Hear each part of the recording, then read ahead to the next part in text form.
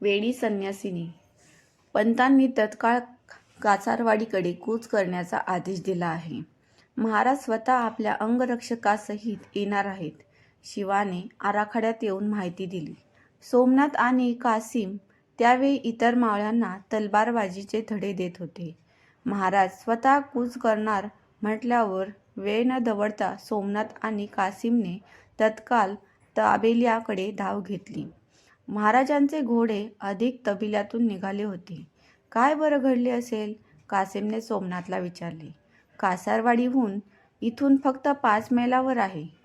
कधी साधी गोष्ट असती तर महाराज स्वतः गेले नसते. महाराज येत आहे अशी हाक बुरुजावरून आली आणि महाराज, त्यांची माता, मंत्रीगण आणि जवळजवळ 15 रक्षकांचे घोडे भरधाव किल्ल्याकडे बाहेर पडले. मागोमाग इतर मावळेसुद्धा घोड्यावरूनच कूच करू लागले. कासिम आणि सोमनाथने सुद्धा घोड्याला टाच दिली. कासारवाडीच्या दिशेने वेशीवर एक शिवमंदिर होते. त्याच्या पुढे सर्व लावा जमा थांबला. महाराजांनी आपला घोडा पुढे नेला. वर फिरवून सर्व उपस्थित मंडळींशी नजर मिळवली. अवघ्या 16 वर्षाचे महाराज एका तपस्व्याप्रमाणे तेजस्वी वाटत होते. उपस्थित लोकांमध्ये अमात्य सेनापती, महाराजांचे सल्लागार, प्रमुख न्यायाधीश इत्यादी सर्व विशेष पदाधिकारी होते. सर्व लोक स्तब्ध होऊन महाराज आता काय बोलतील ह्याचा अंदाज घ्यायचा प्रयत्न करत होते.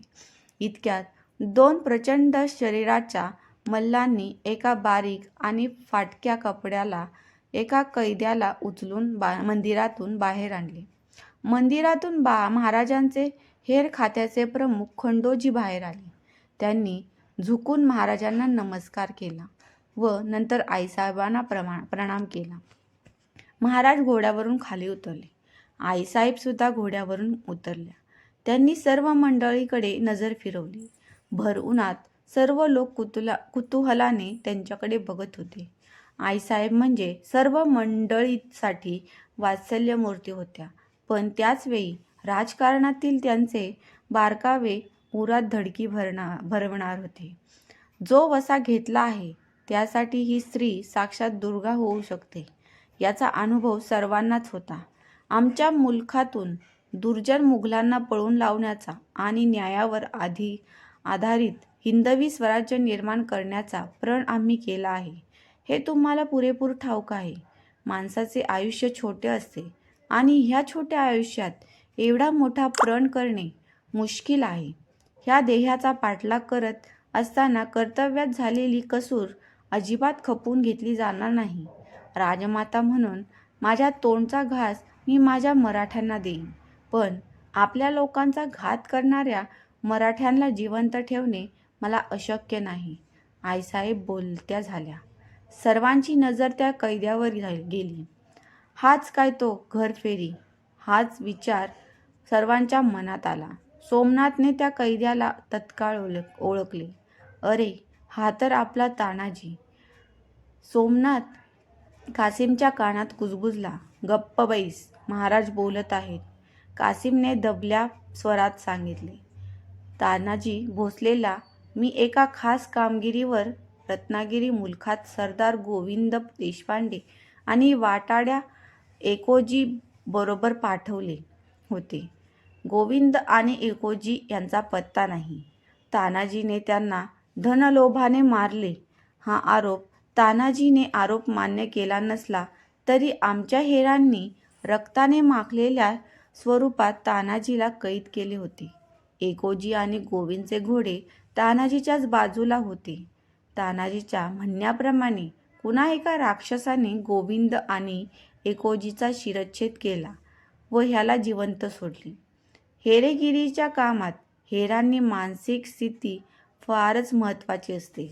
तानाजीवर आपल्या सहकाऱ्यांचा खून करण्याचा जो आरोप आहे तो सिद्ध झाला नसला तरी तानाजी हेरगिरीच्या कामासाठी पूर्णपणे निरुपयोगी ठरला आहे. हेरगिरीच्या नियमाप्रमाणे तानाजीने कामात कसूर आणि भित्रेपणा दाखविल्याबद्दल मी मृत्यूदंडाची शिक्षा ठोठावत आहे. काही शेवटचे शब्द असेल तर आत्ताच बोल, असे म्हणून महाराजांनी आपली तलवार बाहेर काढली.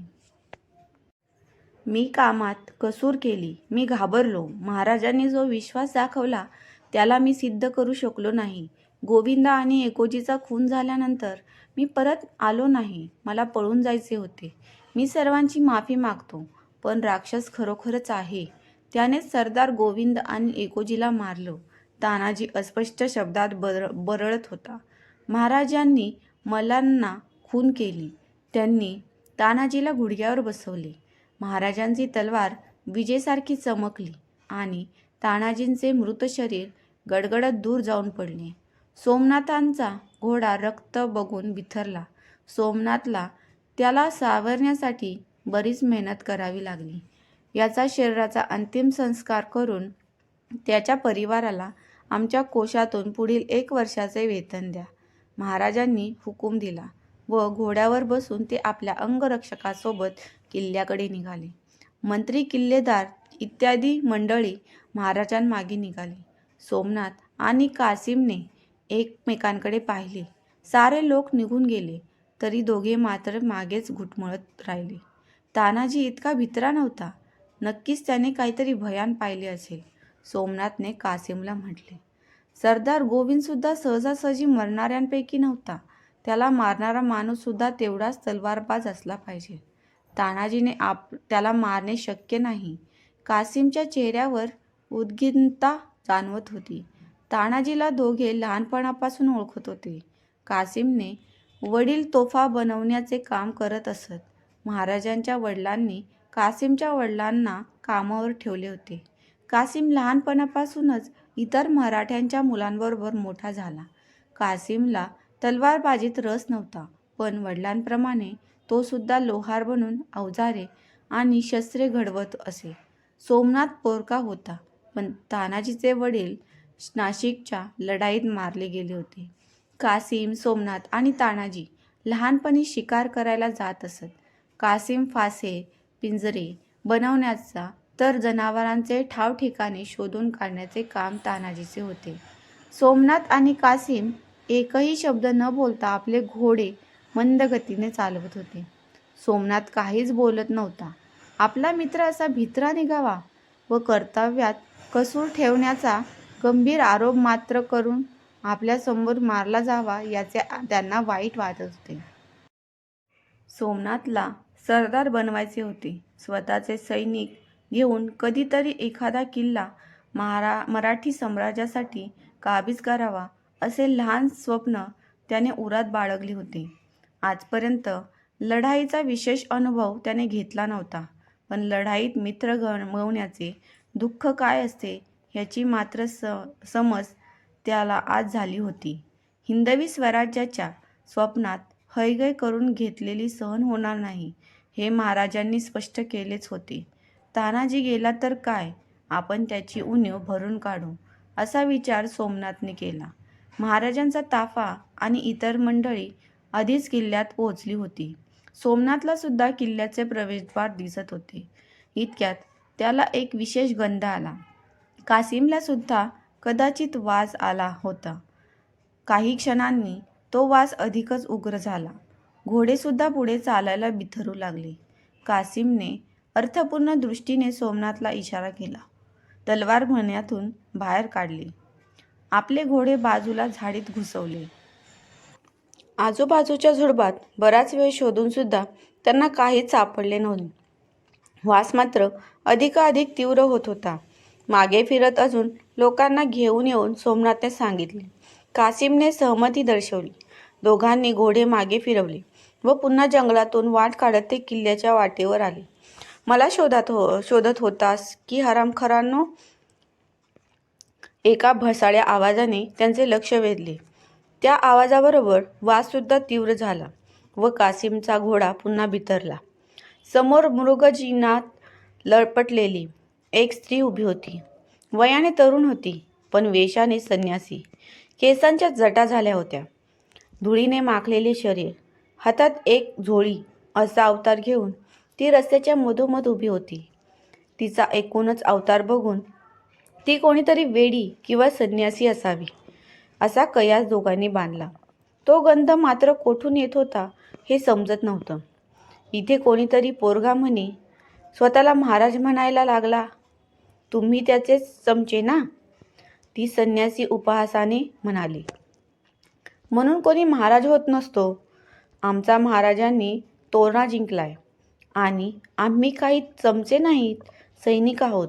तुमच्यासारख्या वेड्या संन्यासी लोकांनी सुरक्षित राहावे म्हणून आपले महाराज आपले जीवन धोक्यात घालीत आहेत. आज आमच्या जागी म्लेच्छ सैनिक असते तर कपडे फाडून फिरवले असते तुला, सोमनाथ बोलला. कासिम मुसलमान असला तरी त्याला संन्यासी, ब्राह्मण वगैरे लोकांची भीती वाटायची. पण सोमनाथला अजिबात कोणाची फिकीर नव्हती. हो का? ती कमरेला असलेली तलवार कधी कोणावर चालवली तरी आहे का?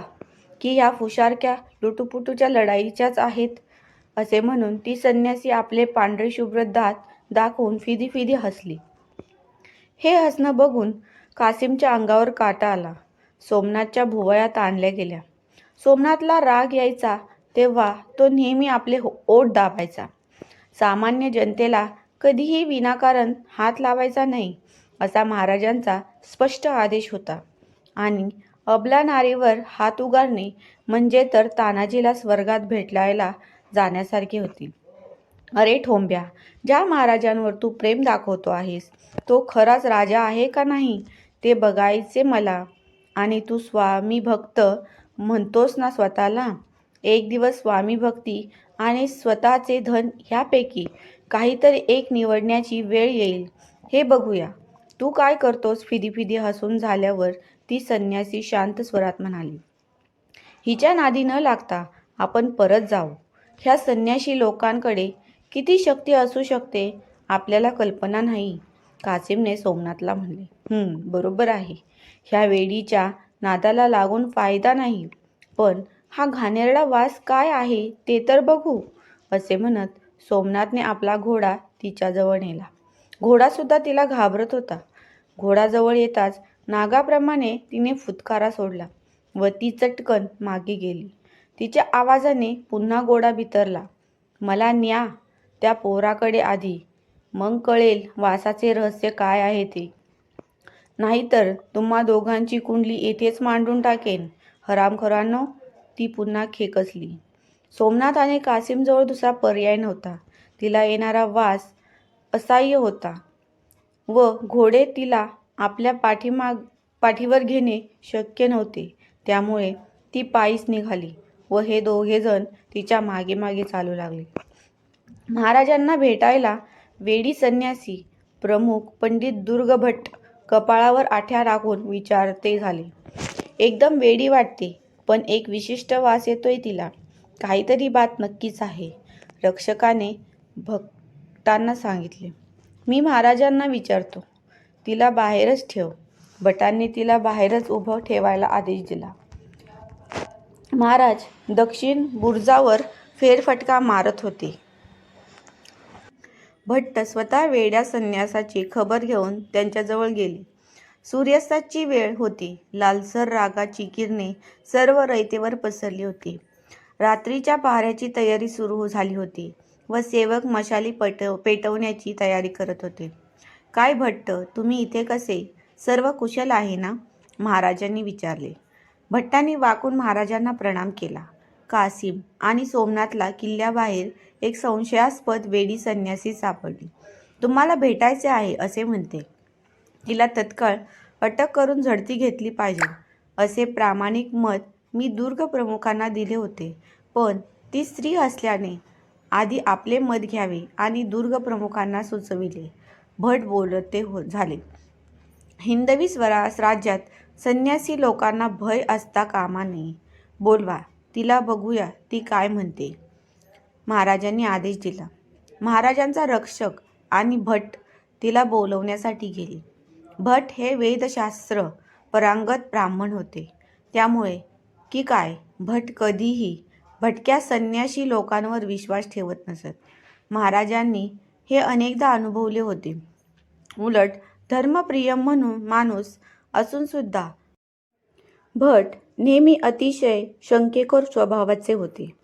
म्हणूनच महाराजांना त्यांचा सल्ला नेहमी मौल्यवान वाटत असे. दक्षिण बुरुजावर अंधार पसरायला लागला तशी ती संन्यासिनी उपस्थिती झाली. कासिम आणि सोमनाथ तिच्या बाजूलाच उभे होते. महाराजांचे अंगरक्षक डोळ्यात तेल घालून तिच्यावर बारकाईने लक्ष ठेवून होते. तूच आहेस का नवा महाराजा पोरगा? ती बोलती झाली. तिच्या आवाजात अजिबात सन्मान नव्हता. ती ज्या पद्धतीने बोलली तेव्हाच आजूबाजूच्या सर्व लोकांच्या भुवया उंचावल्या. वातावरणातील संतापाची लहर महाराजांनी ओळखली व सर्वांना शांत राहण्याचा इशारा केला. मी कोण आहे हे आपल्याला ठाऊक आहे, पण उलट पक्षी नाही, महाराजांनी शांतपणे तिला विचारले. तिच्या चेहऱ्यावर एक स्मित हास्य पसरले. मी अग्निशिखा आहे.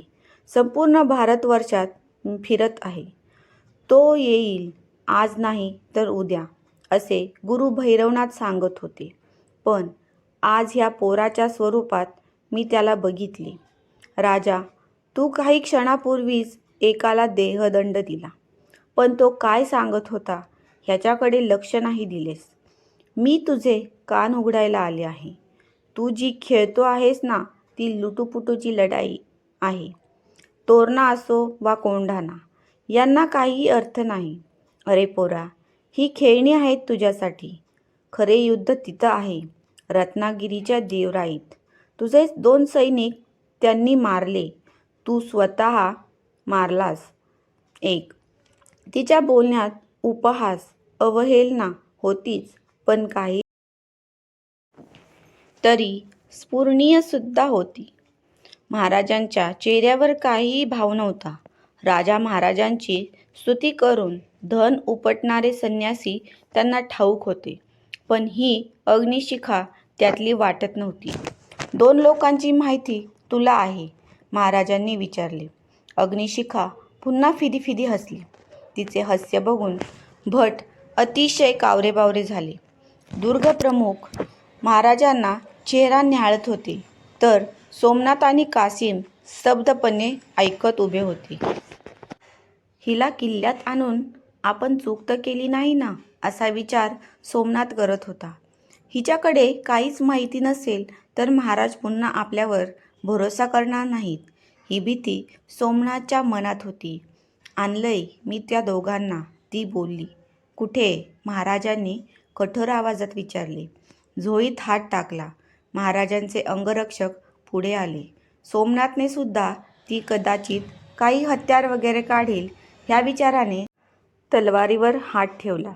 तिने झोळीतून जे काही बाहेर काढले ते पाहून महाराज सुद्धा 2 पावले मागे सरकले. महाराजांचे अंगरक्षक बाजूला झाले आणि सोमनाथला तिच्या हातातील 2 मुंडकी दिसली. गोविंद आणि एकोजीची मुंडकी कुठल्या तरी पांढऱ्या रंगाच्या लेपाने सारवली होती व अग्निशिखाने त्याचे केस पकडले होते. मग तो वास पुन्हा आसमंतात पसरला. किल्ल्यातील श्वानांनी कदाचित तो वास पकडला होता व त्यांच्या भुंकण्याचा आवाज परिस्थितीचे गांभीर्य जास्तच वाढवत होता. महाराजांनी तसेच इतर सर्वांनी मुंडक्याकडे पाहिले. भट तर शिवशिव म्हणून दूर जाऊ लागले. त्या निर्जीव शिरांचे डोळे मात्र अंधारात काजव्यांप्रमाणे प्रकाशमान होते. ही काय भाणामती आहे? महाराजांनी जरबेने विचारले. ही भाणामती नाही पोरा, तुझी परीक्षा आहे. शत्रू मुघल नाहीत, आदिलशाह नाही. खऱ्या शत्रूपुढे हे दोघे खुर्दा आहेत. खरा शत्रू येत आहे तुला शोधत. वेळी सावध हो, नाहीतर तुझे मुंडकीसुद्धा इथेच आढळेल. अग्निशिखा महाराजांवर खेकसली. पकडा तिला, महाराजांनी हुकूम सोडला. सोमनाथ आणि कासिमने जराही उशीर न करता तिचे हातपाय पकडले. सर्पाप्रमाणे पुन्हा तिने फुतकारा टाकला आणि हात सोडवण्याचा प्रयत्न केला, पण कासिम आणि सोमनाथची पकड जबरदस्त होती. मी असल्या जादूटोण्यावर विश्वास ठेवत नाही. जोपर्यंत ह्या दोघांची मुंडकी तुला कुठे सापडली ह्याचे स्पष्ट उत्तर मिळत नाही, तोपर्यंत तुला आमच्या तहखान्यात राहावे लागेल. महाराजांनी हुकूम सोडला. भट दुरूनच संमतीदर्शक मान हलवत होते. अग्निशिखाने धडपड करणे बंद केले. ती अचानक शांत झाली. काही अदळआपट न करता चालायला लागली. जाता जाता मात्र, ठीक आहे पोरा, तुला माझी आता गरज नसेल कदाचित, पण पडेल तेव्हा लवकर ये. म्हणून पुन्हा एकदा तिने महाराजांकडे कटाक्ष टाकला. सूर्य पूर्णपणे अस्ताला गेला होता आणि आकाशात नक्षत्रांचा खेळ सुरू झाला होता. महाराज अजूनसुद्धा त्या 2 मुंडक्यांकडे पाहत होते. मित्रांनो, पुढील भाग क्रमशः. तुम्हाला ही कथा आवडली असेल तर चॅनलला लाईक आणि सबस्क्राईब नक्की करा. धन्यवाद.